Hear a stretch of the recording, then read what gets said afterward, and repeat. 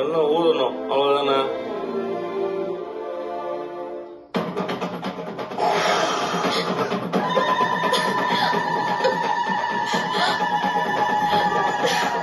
என்ன நடக்குதுன்னா முத்து வந்து மீனா கிட்ட திட்டு வாங்கிட்டு இருக்காரு. அப்ப மீனா கடைசியா சொல்றாங்க, சொல்றத கேட்காம இன்னைக்கு மட்டும் குடிச்சிட்டு வந்தீங்கன்னா நான் மாமா கிட்ட சொல்லிடுவேன் அப்படின்னு சொல்றாங்க. அப்ப முத்து வந்து ஐயோ இதெல்லாம் தப்பு, ரொம்ப தப்பு, நான் இங்கேயே சாப்பிட்டு வந்துருவேன், நீ எனக்காக எதுவும் செய்யாத அப்படின்னு சொல்லிட்டு கட் பண்றாரு. அப்ப முத்துவோட ஃப்ரெண்டு வந்து கேக்குறாரு, நிஜமாவே தங்கச்சி உன்னை குடிக்க சொல்லிடுச்சா, அப்படிலாம் சொல்லாதே அப்படின்னு கேக்குறாரு. அப்ப முத்து சொல்றாரு, தெரியுது இல்ல வாய மூடு, இதெல்லாம் கொஞ்சம் அட்ஜஸ்ட்மெண்ட் தான், வா போய் என்ஜாய் பண்ணலாம் அப்படின்ட்டு போய் ஜாலியா இருக்காரு. அப்ப மீனாவோட ஃப்ரெண்ட்ஸ் வந்து மீனா கிட்ட சொல்றாங்க, முத்து வந்தா இன்னைக்கு நல்லா திட்டி விட்டுரு, இல்லனா எப்பயும் இதே மாதிரிதான் பண்ணுவாங்க அப்படின்னு சொல்லி கொடுக்குறாங்க. இப்ப மீனா வந்து இன்னைக்கு மட்டும் குடிச்சிட்டு வரட்டும், நான் பாத்துக்கிறேன் அப்படின்னு சொல்றாங்க. அங்க இருந்து கட் பண்ணா மனோஜையும் ரோஹிணியும் காட்டுறாங்க. ரோஹிணி வந்து கன்னத்துல கை வச்சுட்டு வழியில உட்காந்துட்டு இருக்காங்க. அப்ப மனோஜ் போய் கேக்குறாரு, என்ன ரோஹிணி வலிக்குதா அப்படின்னு கேக்குறாரு. அதுக்கு ரோஹிணி வந்து இல்ல ரொம்ப கூலா இருக்கு, பல்ல புடுங்கன்னா வலிக்காது பாரு தல்ல அப்படின்னு திட்டிட்டு போறாங்க பாத்ரூம்க்கு. அப்ப ரோஹிணி போனுக்கு கால் வருது. மனோஜ் வந்து என்ன இது புது நம்பரா இருக்கு அப்படின்னு சொல்லி அட்டென்ட் பண்றாரு. பார்த்தா ஏமா இந்த மாசம் வாடகையே குடுக்கல அப்படின்னு ஹவுஸ் ஓனர் கேக்குறாரு. தேதி 10க்கு மேல ஆகுது, எப்பயும் 5ஆம் தேதியே கொடுத்துருவேன். அப்ப மனோஜ் கேக்குறாரு, வாடகையா, எந்த வாடகை, கடை வாடகையா, கொடுத்தாச்சு, நீங்க யாரு, ஓனர் பையனா? அப்ப அந்த ஹவுஸ் ஓனர் கேக்குறாரு, ஓனர் பையனா, இது ரோஹிணி நம்பர் தானே? மனோஜோ ஆமா அவங்க நம்பர் தான் அப்படின்னு சொல்றாரு. நீங்க யாரு அப்படின்னு கேக்குறாங்க. மனோஜ் வந்து திருப்பி நீங்க யாரு அப்படின்னு கேக்குறாங்க. பெருங்குளத்தூர்ல இருந்து வீட்டு ஓனர் பேசுறேன் அப்படின்னு சொல்றாரு. இந்த மாசம் வீட்டு வாடகை வரல அப்படின்னு ரோஹிணி கிட்ட சொல்லுங்க அப்படின்னு சொல்லிட்டு கட் பண்ணிடுறாரு. பாத்ரூம்ல இருந்து ரோஹிணி வந்ததும் ஷாக் ஆகுறாங்க மனோஜ் கிட்ட அவங்க போன் இருக்கிறத பாத்துட்டு. மறக்காம எங்க சேனலை சப்ஸ்கிரைப் பண்ணுங்க. மனோஜ் ரோஹிணி கிட்ட கேக்குறாரு, யார் அந்த பெருங்குளத்தூர்ல இருக்கிற வீட்டு ஓனர், ஏதோ வாடகை கொடுக்கணும்னு சொல்றாரு. ரோஹிணி அப்படியே சமாளிக்கிறாங்க. எனக்கு வந்த காலை நீ எதுக்கு அட்டென்ட் பண்ற அப்படின்னு கேக்குறாங்க. அதுக்கு மனோஜ் சொல்றாரு, கால் வந்துச்சு, உன் கிளைண்டா இருக்குமோன்னு அட்டென்ட் பண்ணேன். ஏன் இப்போ என்ன, எனக்கு தெரியாம ஏதாவது சீக்ரெட் இருக்கா, எனக்கு தெரியாம நிறைய இருக்கும் போல இருக்கே. இப்ப ரோஹிணி வந்து என்ன இருக்கு அப்படின்னு சொல்றாங்க. அப்ப மனோஜ் வந்து இதை இப்ப வீட்டு வாடகை எங்கன்னு கேக்குறாரு. எப்பயும் 5ஆம் தேதியே குடுத்துருவேன்னு வேற சொல்றாரு. இப்ப ரோஹிணி யார கேட்டாங்க அப்படின்னு கேட்டதுக்கு உன் பேரை சொல்லிதான் கேட்டாரு அப்படின்னு மனோஜ் சொல்றாரு. யாரு வீட்டுக்கு வாடகை குடுக்கற, பெருங்குளத்தூர்ல யார குடி வச்சிருக்க? அப்ப ரோஹிணி வந்து முழிக்கிறாங்க, என்ன பொய் சொல்றதுன்னு தெரியாம. என்ன மனோஜ் இப்படி கேக்குற, நான் யார தங்க வைக்க போறேன்? இப்ப மனோஜ் அப்ப நீ ஏன் வாடகை குடுக்கற? அப்ப ஒரு புது கதையை ரோஹிணி சொல்ல ஆரம்பிக்கிறாங்க. அது என் ஃப்ரெண்டு பிரீத்தான ஒருத்தி, எனக்கு வேலை இல்லாம வாடகை கொடுக்க முடியல, அதனாலதான் நான் குடுக்கறேன், அவ எனக்கு கல்யாணத்துக்கு முன்னாடி நிறைய ஹெல்ப் பண்ணிருக்கா அப்படின்னு சொல்றாங்க. அப்ப மனோஜ் கேக்குறாரு, நீ இதை என்கிட்ட சொன்னதே இல்லையே அப்படின்னு கேக்குறாரு. அதுக்கு ரோஹிணி, இது ஒண்ணு சொல்ற அளவுக்கு பெரிய விஷயம் இல்லையே. மனோஜ் அப்போ என்னது பெரிய விஷயம் இல்லையா, அப்ப எதுதான் உனக்கு பெரிய விஷயமா தெரியும்? யாரோ இருக்கிற வீட்டுக்கு நீ வாடகை குடுக்கற, அதை என்கிட்ட சொல்லவே இல்ல, அப்ப எனக்கு இங்க என்னதான் மரியாதை இருக்கு? ரோஹிணி உடனே இப்ப என்ன நான் உனக்கு மரியாதை கொடுக்கல? மனோஜ் அப்ப ஒன்னா சொல்ல ஆரம்பிக்கிறாரு. சிட்டி கிட்ட கடன் வாங்கினது என்கிட்ட சொல்லலையா, இப்ப யாருக்கும் ஒரு வீட்டு ரெண்ட் கட்டுற அதையும் என்கிட்ட சொல்லல, உனக்கு பல்லு வலி வந்தது அதுவும் என்கிட்ட சொல்லல, வர வர என்கிட்ட நிறைய விஷயத்த மறைக்கிற ரோஹிணி அப்படின்னு சொல்றாரு. அப்ப ரோஹிணி கோவமா பேசினா இது சரியாயிடும் அப்படின்னு கோவமா பேச ஆரம்பிக்கிறாங்க. ஆமா நான் தான் மறைக்கிறேன், நிறைய கடன் வாங்குறேன், தனியா வீடு எடுத்து தங்கிட்டு இருக்கேன், நிறைய நகை புடவைன்னு வாங்கி வச்சிருக்கேன் அப்படின்னு சொன்னதுக்கு மனோஜ் வந்து இப்படி நக்கலாலாம் பேசாத, என்கிட்ட இதெல்லாம் நீ சொல்லி இருக்கணும், இப்போ ஒரு ஹஸ்பண்டா எனக்கு என்னதான் மரியாதை இருக்கு? அப்ப ரோஹிணி வந்து அந்த மரியாதையை நீ எனக்கு கொடுக்கணும், இப்ப நான் எந்த தப்புமே பண்ணவே இல்ல, நான் என் ஃப்ரெண்டுக்கு தானே கொடுத்தேன். மனோஜ் கேக்குறாரு, ரோஹிணி நீ என்கிட்ட மறைச்சிருக்க, அதுக்கு என்கிட்ட சாரி கூட கேட்காம என்னையே சத்தம் போட்டுட்டு இருக்க. அப்ப ரோஹிணி சொல்றாங்க, எனக்கு வந்த காலை நீ அட்டென்ட் பண்ணது தப்பு, அதுக்கு என்கிட்ட நீ தான் சாரி கேட்கணும் அப்படின்னு சொல்றாங்க. மனோஜ் சொல்றாரு, ஓ அப்ப நான் சாரி கேட்கணுமா? இப்ப ரோஹிணியும் ஆமா நீ தான் சாரி கேட்கணும். ரெண்டு பேரும் மாத்தி மாத்தி சாரி கேட்க சொல்றாங்க. அப்ப மனோஜ் கோவப்பட்டு பாயெல்லாம் எடுத்துட்டு மொட்டை மாடி போறாரு. அங்க இருந்து கட் பண்ணா முத்துவை காட்டுறாங்க. முத்து போதையில படியேறி நடந்து வராரு. வரும்போது கொய்யா இலை சாப்பிட்டுக்கிட்டே வராரு. வீட்டுக்கு வந்து பார்த்தா யாருமே இல்ல அங்க ஹால்ல. மீனா வந்து வந்துட்டீங்களா அப்படின்னு கேக்குறாங்க. என்ன ஏதோ மென்னுட்டே இருக்கீங்க அப்படின்னு கேட்டதுக்கு முத்து சொல்றாரு, நல்லா என் ஃப்ரெண்டு விருந்து வச்சான், அதை சாப்பிட்டுட்டு இப்பதான் வெத்தலை பாக்கு போடுறேன் அப்படின்னு சொல்றாரு. முத்துவும் ஏதோ சமாளிச்சு பாக்குறாரு. கடைசியா மீனா வந்து எங்க ஊதுங்க அப்படின்னு சொல்றாங்க. முத்து ஊதுறாரு. அந்த ஃபோர்ஸ்ல அப்படியே மீனா போய் அந்த பக்கம் கீழே விழுவுற மாதிரி காட்டுறாங்க. இப்போ மீனா சொல்றாங்க, இவ்ளோ குடிச்சிட்டு பொய் சொல்றீங்க? முத்து சொல்றாரு, இல்ல மீனா நான் குடிக்கல. மீனா சொல்றாங்க, சும்மா போய் சொல்லாதீங்க, வைன் ஷாப் பக்கத்துல போனா ஒரு ஸ்மெல் வருமே, அதுதான் இப்போ உங்க மேல வருது. முத்து கேக்குறாரு, அது எப்படி உனக்கு தெரியும், நீ போயிருக்கியா? மீனா ஆமான்னு சொல்றாங்க. உடனே ஷாக் ஆகி முத்து கேக்குறாரு, இது எப்போ அப்படின்னு கேட்டதுக்கு மீனா சொல்றாங்க, உங்களை மாதிரி ஒன்னும் குடிக்க போல, அன்னைக்கு நீங்க காணோன்னு தேடி வந்தப்போ வெளியே தான் நின்னுட்டு இருந்தேன், அப்போ இப்படிதான் வாட வந்துச்சு. முத்து கேக்குறாரு, அப்போ ஸ்மெல் வருதுன்றியா? அதுக்கு மீனா சொல்றாங்க, இதுதான் நல்லா வருதே. உடனே முத்து போன் பண்றாரு. யாருக்கு பண்றாருன்னு பார்த்தா ஒரு ஃப்ரெண்டுக்கு பண்றாரு. டேய் செல்வம், முட்டா பையில என்னடா ஐடியா கொடுத்த? கொய்யாப்பழம் சாப்பிட்டு கொய்யாப்பழம் இலையும் சாப்பிட்டா குடிச்ச ஸ்மெல் வராதுன்னு தாண்டா சொன்னேன். இங்க உள்ள வந்த உடனே மீனா கரெக்டா கண்டுபிடிச்சிட்டாடா. நல்ல வாசனை வருதுன்னு சொல்றாடா.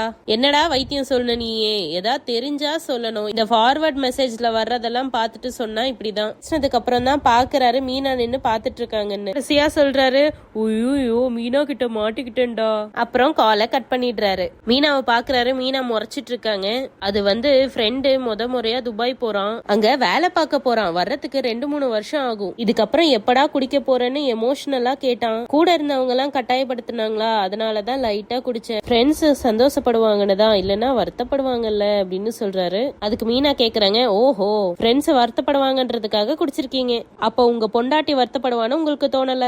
பொண்டாட்டி மனசு கஷ்டப்பட்டா தப்பில்ல அதுதானே? முத்து சொல்றாரு, ஐயோ அப்படிலாம் இல்ல மீனா. மீனா சொல்றாங்க, உங்களை சொல்லி என்ன பண்றது, சேர்க்க சரியில்லை. உங்க ஃப்ரெண்ட்ஸ் எல்லாம் குடிகாரங்க தானே. ஃப்ரெண்ட்ஸ் ஒருத்தவங்க கூட சரியில்லை. அவங்க வீட்டுல எல்லாம் அவங்க பொண்டாட்டி கேக்குறாங்களா இல்லையானே தெரியல. அப்ப முத்து மெதுவா சொல்றாரு, இதேதான் அவங்க வீட்லயும் சொல்றாங்க. மீனாக்கு ஏதோ கேட்டு வந்தாங்க.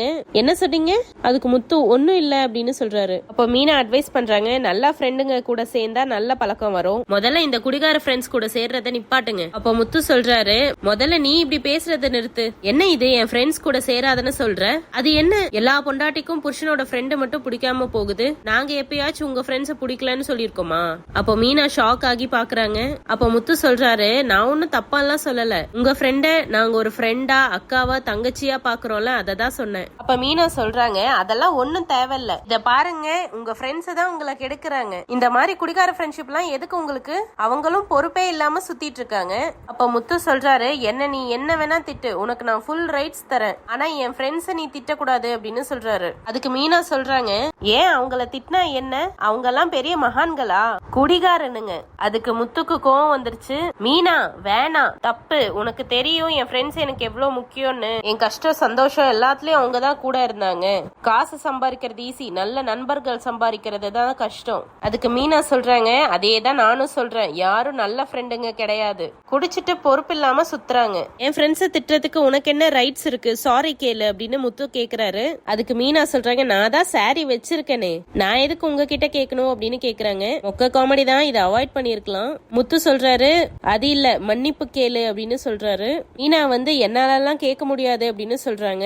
கேட்க மாட்டல அப்படின்னு சொல்லிட்டு பாயெல்லாம் எடுத்துட்டு மாடிக்கு போறாரு. ஆல்ரெடி மனோஜும் மாடியில தான் இருக்காரு. இப்ப முத்துவும் போறாரு. அடுத்தது அங்க இருந்து கட் பண்ணா ரவியை காட்டுறாங்க. ரவி உள்ள வந்ததும் ஸ்ருதி வந்து போனை தூக்கி டம்முன்னு பெட்ல போடுறாங்க. அத பாத்துட்டு ரவி சொல்றாரு, எதுக்கும் போனை தூக்கி இப்படி போடுற, உனக்கு எதையுமே பார்த்து ஹேண்டில் பண்ண தெரியாதா? அதுக்கு ஸ்ருதி சொல்றாங்க, எனக்கு ஹேண்டில் பண்ண தெரியும், உனக்கு தான் வைஃபை எப்படி ஹேண்டில் பண்றதுன்னு தெரியல. அப்ப ரவி கேக்குறாரு, என்ன சொல்ற நீ?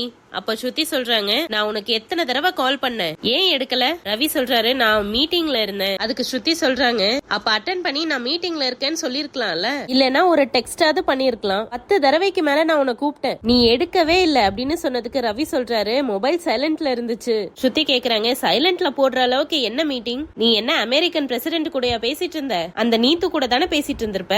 ரவி சொல்றாரு, அவங்க என் பாஸ், நான் ஒன்னும் சும்மா கதை பேசிட்டு இல்ல, ஒர்க் விஷயமா பேசிட்டு இருந்தேன் அப்படின்னு சொன்னதுக்கு ஸ்ருதி சொல்றாங்க, சோ வாட்? அந்த நீத்துக்கு தெரியாதா நீ மேரிடான பர்சன், வீட்ல வைஃப் தேடுவாங்கன்னு? அதுக்கு ரவி சொல்றாரு, அவங்க வேலையை விட்டுட்டு உன்னதான் யோசிச்சுட்டு இருப்பாங்களா? இப்படியே சண்டை போட்டுட்டே இருக்காங்க. கடைசியில நான் மீட்டிங் முடிஞ்சு பேசலான்னு இருந்தேன், அதுக்கப்புறம் மறந்துட்டேன். அதுக்கு ஸ்ருதி கேக்குறாங்க, எப்படி மறந்த? ரவி அதுக்கு எப்படி மறந்தன்றதையே மறந்துட்டேன் அப்படின்னு சொல்றாரு. கடைசியா ரவி சொல்றாரு, நான் போன் அட்டன் பண்ணி பேசிருக்கணும், சாரி. நீ இன்னைக்கு என்ன வில்லி கேரக்டருக்கு டப்பிங் பேசிட்டு வந்தியா? ஸ்ருதி கேக்குறாங்க, அப்போ நான் உன் கண்ணுக்கு வில்லியா தெரியறேனா அப்படின்னு மாத்தி மாத்தி சண்டை போட்டுக்கிட்டே இருக்காங்க. கடைசியா ரவியும் பாய் எடுத்துட்டு மாடிக்கே போறாரு. மேல போய் பார்த்தா 3 பேரும் அங்கதான் இருக்காங்க.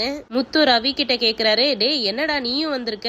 ரவி சொல்றாரு, இங்கேயாவது நிம்மதி இருக்குமான்னு தேடி வந்தேன். ஆமா நீங்க 2 பேரும் இங்க என்ன பண்றீங்க? நாங்களும் அதே நிம்மதியை தேடிதான் வந்தோம் அப்படின்னு முத்து சொல்றாரு. ரவி சொல்றாரு, ஒரே கடுப்பா இருக்குடா, டயர்டா வீட்டுக்கு வந்து கொஞ்ச நேரம் தூங்கலான்னு பார்த்தா வந்த உடனே கத்ரா, ஒரே கேள்வியை திரும்ப திரும்ப கேட்டுக்கிட்டே இருக்கா. முத்து சொல்றாரு, டே அது எவ்வளவோ பரவாயில்லடா, ஒரே பதில திரும்ப திரும்ப சொல்லலாம், ஆனா ஒரு நாளும் ஒரு கேள்வி கேட்டா அத சமாளிக்கிறது தாண்டா பெரிய வேலையா இருக்கு. அப்ப மனோஜ் சொல்றாரு, அட ஏண்டா நீங்க வேற, கேள்வி கேட்டா கூட பரவாயில்ல, ஆனா சம்டைம்ஸ் பேசாம சைலண்டா ஒரு டார்ச்சர் பண்ணுவாங்க பாரு, அதுதான் மண்டை காயுது. அப்ப முத்து சொல்றாரு, ஓ இப்போ உன் பிரச்சனை அதுதானா?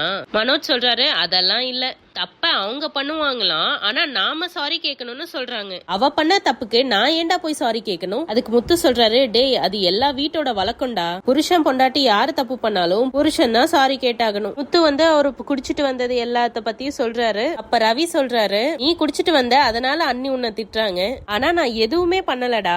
மனோஜ் கேக்குறாரு, அப்ப ஏன் ஸ்ருதி சண்டை போட்டுச்சு? ரவி வந்து அங்க நடந்தது எல்லாத்தையும் சொல்றாரு. கடைசியா பேச்சுலராவே இருந்திருக்கலாம் அப்படின்னு சொல்றாரு. அதுக்கு முத்து சொல்றாரு, பேச்சுலர் வாழ்க்கைலாம் திருப்பி வரவே வராது அப்படின்னு சொல்றாரு. அப்ப மனோஜ் ஆழமா யோசிச்சு சொல்றாரு, டைவர்ஸ் பண்ணிட்டா பேச்சுலர் ஆயிடலாம்ல அப்படின்னு சொல்றாரு. அப்ப முத்துவும் ரவியும் ஷாக் ஆகி பாக்குறாங்க. அதோட இன்னைக்கு எபிசோட நிறுத்துறாங்க.